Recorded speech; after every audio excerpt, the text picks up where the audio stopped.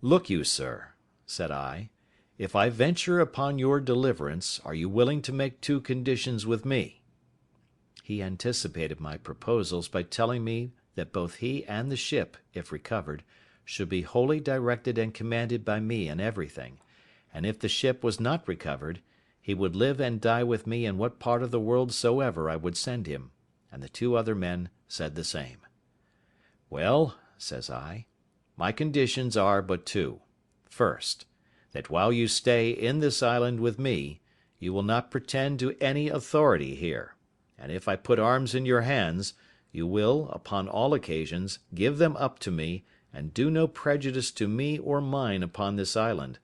and in the meantime be governed by my orders. Secondly, that if the ship is or may be recovered, you will carry me and my man to England passage free." He gave me all the assurances that the invention or faith of man could devise that he would comply with these most reasonable demands, and besides would owe his life to me, and acknowledge it upon all occasions as long as he lived. "Well, then," said I, "here are 3 muskets for you, with powder and ball. Tell me next what you think is proper to be done." He showed all the testimonies of his gratitude that he was able, but offered to be wholly guided by me.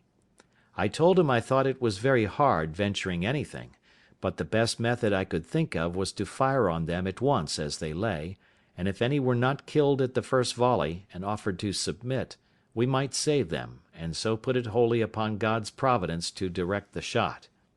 He said, very modestly, that he was loath to kill them if he could help it, but that those 2 were incorrigible villains, and had been the authors of all the mutiny in the ship, and if they escaped, we should be undone still, for they would go on board and bring the whole ship's company, and destroy us all. "Well, then," says I, "necessity legitimates my advice, for it is the only way to save our lives." However, seeing him still cautious of shedding blood, I told him they should go themselves, and manage as they found convenient. In the middle of this discourse we heard some of them awake, and soon after we saw 2 of them on their feet. I asked him if either of them were the heads of the mutiny. He said, "No." "Well, then," said I, "you may let them escape, and Providence seems to have awakened them on purpose to save themselves. Now," says I,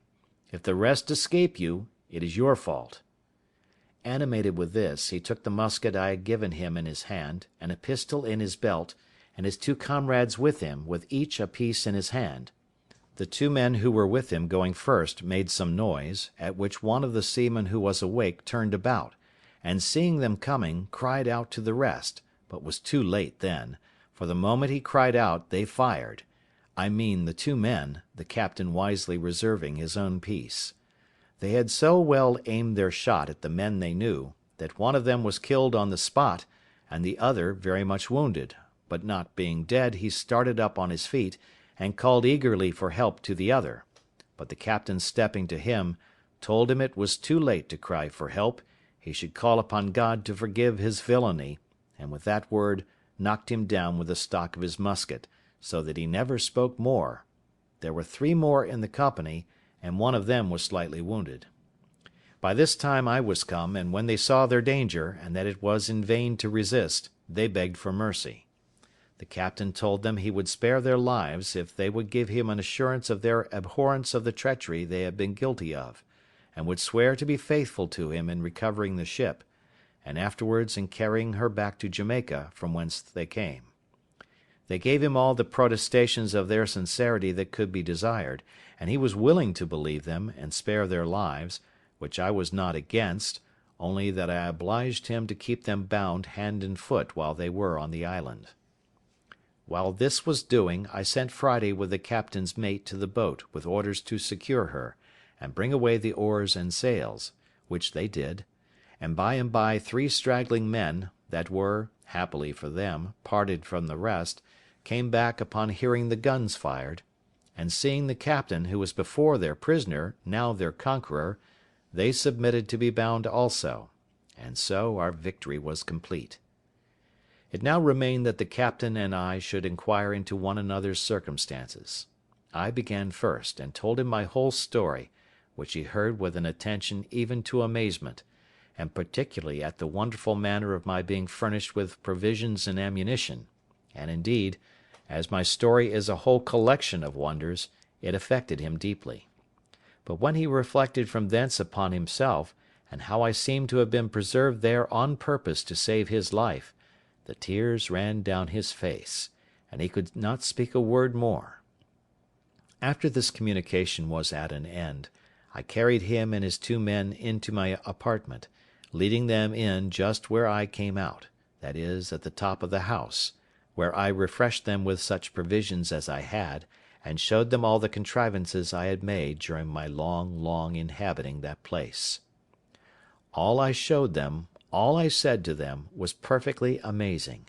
but above all the captain admired my fortification, and how perfectly I had concealed my retreat with a grove of trees, which having been now planted nearly 20 years, and the trees growing much faster than in England, was become a little wood,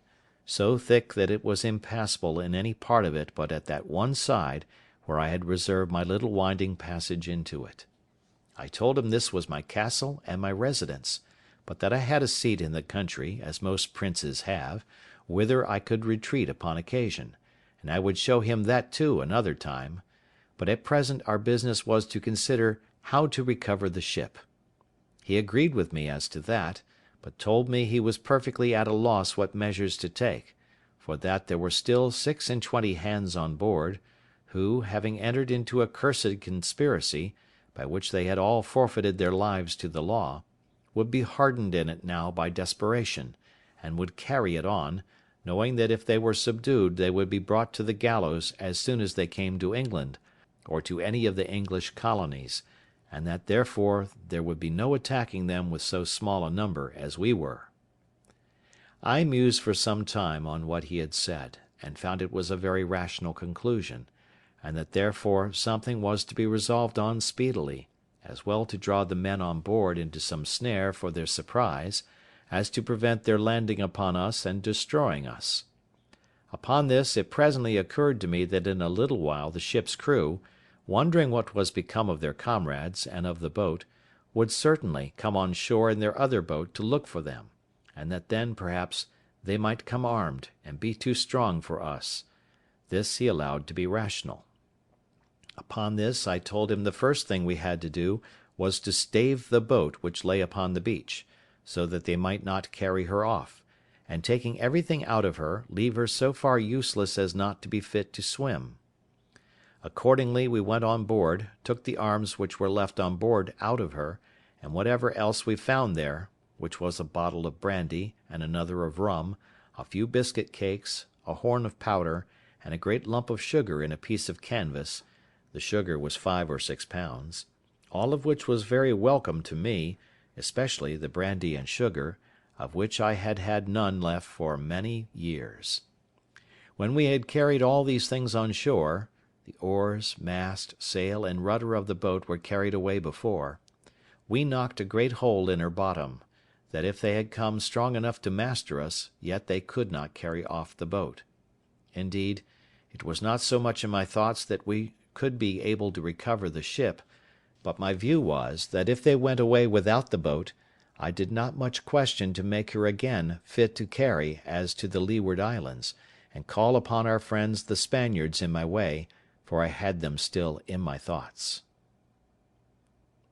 Chapter 18.